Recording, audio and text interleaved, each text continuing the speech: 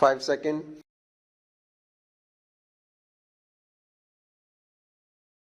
Start.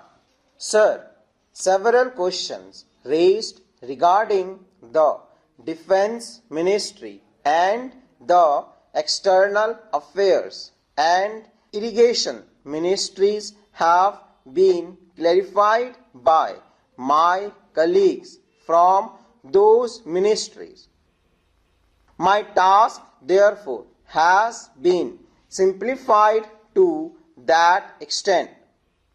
Before I go to the questions, financial and economic, raised by several honorable members, I should like to clarify one or two points which are more administrative than economic or financial.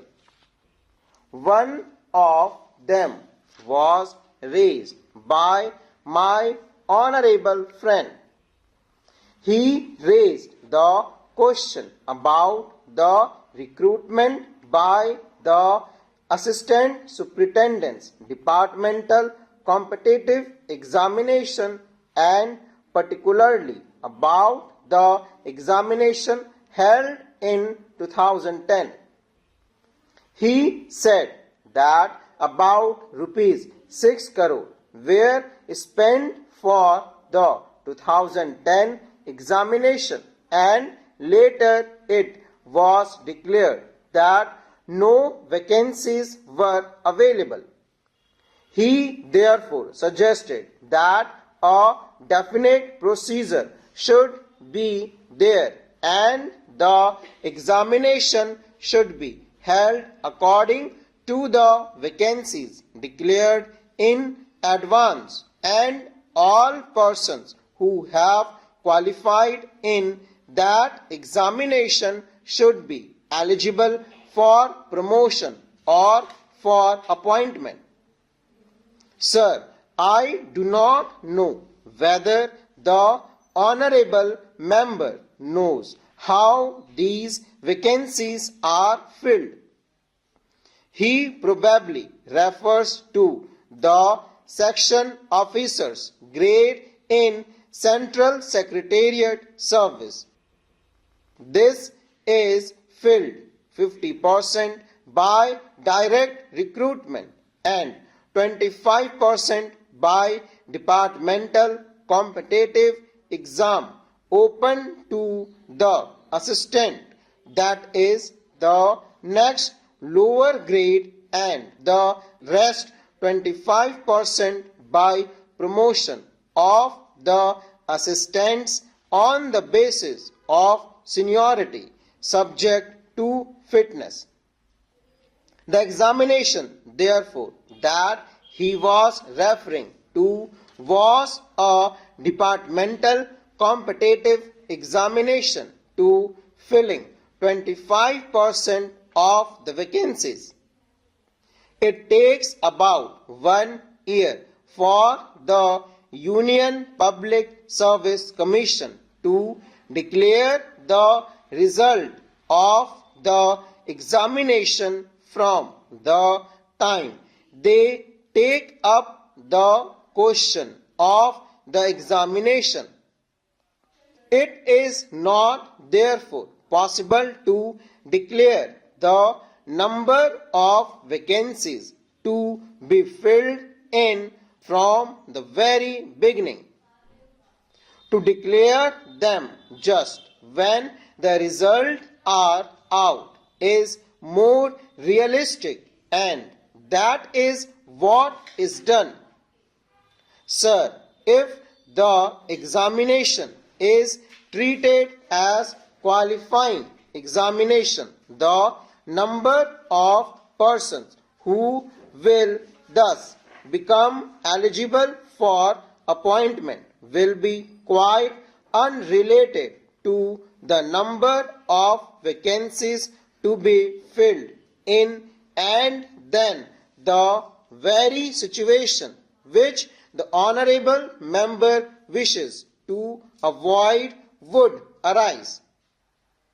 It would not then be possible to hold any of the examination at regular interval, and promotion against this quota would become very fitful.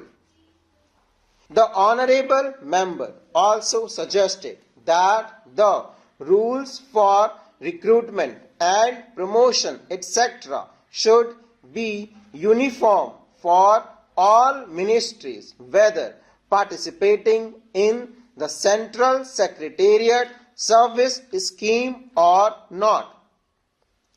It must be, and this is so, except for the Ministry of External Affairs and the Railways.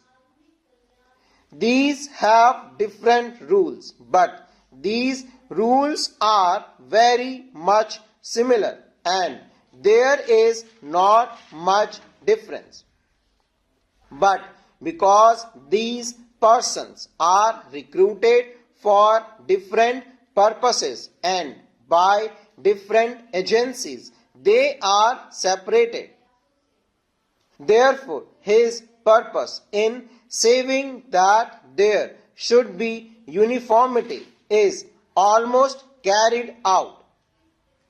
The only difference is that the Ministry of Home Affairs does not control the services in these two ministries.